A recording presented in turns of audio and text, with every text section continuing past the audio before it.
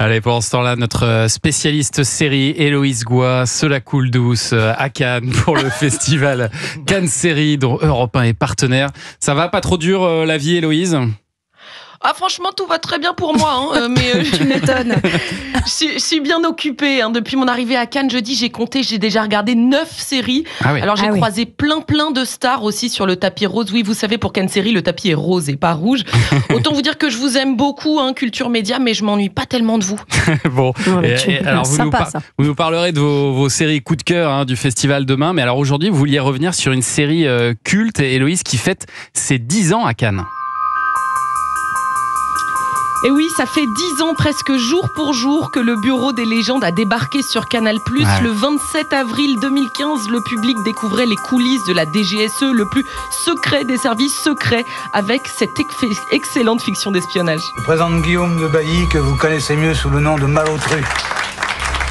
Bienvenue au bureau des légendes. Pour célébrer son anniversaire, une partie de l'équipe de la série a foulé le tapis rose ce week-end et le public était très nombreux pour accueillir Mathieu Kassovitz, Jonathan Zakaï, Zinec Triki ou encore Éric Rochant. Tous ont reçu sur la scène du Palais des Festivals le prix Canal+ Icon Award. Alors en quelques chiffres, le Bureau des légendes, c'est 5 saisons, 50 épisodes diffusés dans 120 pays, c'est monumental. De mon côté, j'ai eu la chance de m'entretenir avec Éric Rochant, le créateur du Bureau des légendes. Je dis la chance parce qu'il est très rare dans les médias, ce showrunner.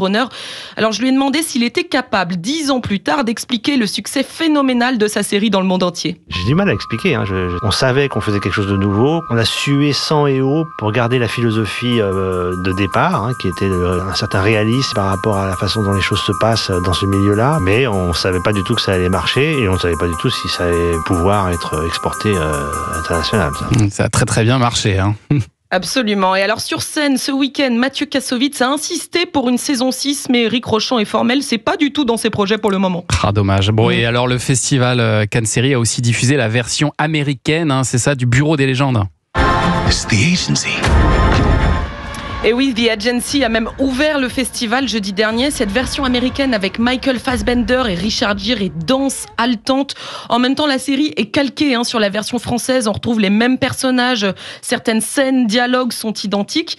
Alors j'ai demandé à Mathieu Kassovitz ce que ça faisait d'avoir son personnage joué par Michael Fassbender et ce qu'il avait pensé de ce remake américain. Je sais pas, il faut lui poser la question à lui. Qu'est-ce que ça lui fait de jouer un personnage de Mathieu Kassovitz ? J'ai vu, ouais, c'est bien. Ils sont trop beaux par rapport à nous, mais c'est bien. Ah oui, c'est vrai qu'ils sont plus beaux, les Américains. Quoique Mathieu Kassovitz, il est pas mal dans le Bureau des légendes. ouais. Attendez. Et on peut parler du look de Mathieu Kassovitz à Cannes Série, s'il vous plaît. Ouais. Et avec blouson de cuir. Et Cheveux longs. mais moustache. Il était superbe. Ça doit être Ouais, pour un j'ai pas rôle. dit qu'il était. Pour un rôle, non ? Il a une moustache folle. Peut-être. Bon, en revanche, il y a eu un autre son de cloche du côté d'Éric Rochant qui est beaucoup moins enthousiaste sur ce remake américain.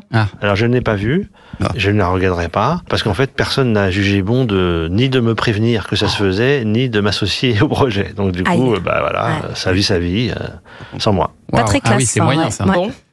Voilà. Bon, alors pour pas finir sur une mauvaise note, sachez qu'Éric Rochant a 2 nouveaux projets. Une série Netflix tournée en Martinique, ça s'appelle Bandit, c'est sur une famille nombreuse qui bascule dans la criminalité.